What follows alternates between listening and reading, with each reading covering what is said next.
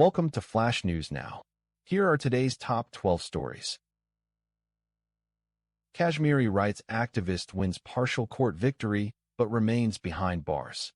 The Delhi High Court grants bail to Kashmiri rights activist Karim Parvez, jailed in India for nearly 5 years.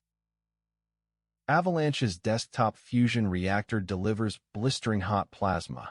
Fusion power startup Avalanche Energy said its reactor prototype heated a plasma to over 10 million degrees Celsius. Trump and Iran trade new threats after strikes exchanged. The U.S. president warns Iran will have to pay the price for taking too long to agree a deal after Tehran vows retaliation to any attacks. Trump's effort to bring this war to an end has failed, ex-Ukrainian FM Kuleba says. Kuleba added that he did not believe there was a window for a diplomatic solution at this stage. Why two SpaceX alumni are betting on solar and batteries to power the AI craze. Ambrosia Energy wants to build power plants in less than 12 months while undercutting natural gas. It hopes to build gigawatts worth by 2030. Netanyahu caught between the U.S., Lebanon war, and Iran ceasefire. As elections near, Israel's PM finds himself squeezed between his voters, his allies, and his opponents. Somali World Cup referee denied entry to U.S. arrives home to hero's welcome. The episode spotlights how a seemingly routine visa denial can erupt into a flashpoint for national pride, diaspora politics, and the geopolitics of sport.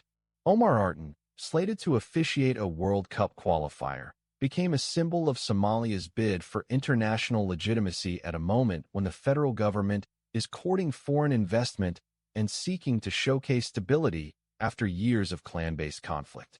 The public reception, military bands, banners, and speeches from senior ministers signals an intentional co-optation of a sports figure to reinforce a narrative of resurgence, while also exposing the vulnerability of Somali officials to U.S.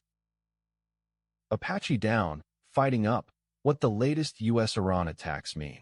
Analysts say Iran seeks to deter U.S. patrols on the Strait of Hormuz by attacking its assets across the Gulf. Satellite images show Israel's destruction of historical city of Tyre. Satellite data shows damage to residential areas, UNESCO heritage buffer zones, and Palestinian camps in Israeli attacks. Netanyahu will stand in Israel's next national election, his party says. The announcement came after U.S. President Donald Trump questioned whether Netanyahu wanted to continue in politics in an interview with ABC News. Ukraine says missiles hit military plant deep inside Russia. Ukraine's military also says it has struck a Russian oil refinery and a shadow fleet oil tanker in the Black Sea. I am a prisoner of conscience. Ali Karimli, the opposition figure defying Azerbaijan's regime. Azerbaijan's opposition leader Ali Karimli, a former Secretary of State, goes on trial in Baku on Wednesday for an alleged attempted coup. Karimli spoke to France 24 from prison, where he slammed the charges against him as entirely fabricated and politically motivated, and warned that he risked assassination. That was your Flash News Now bulletin. Subscribe for more.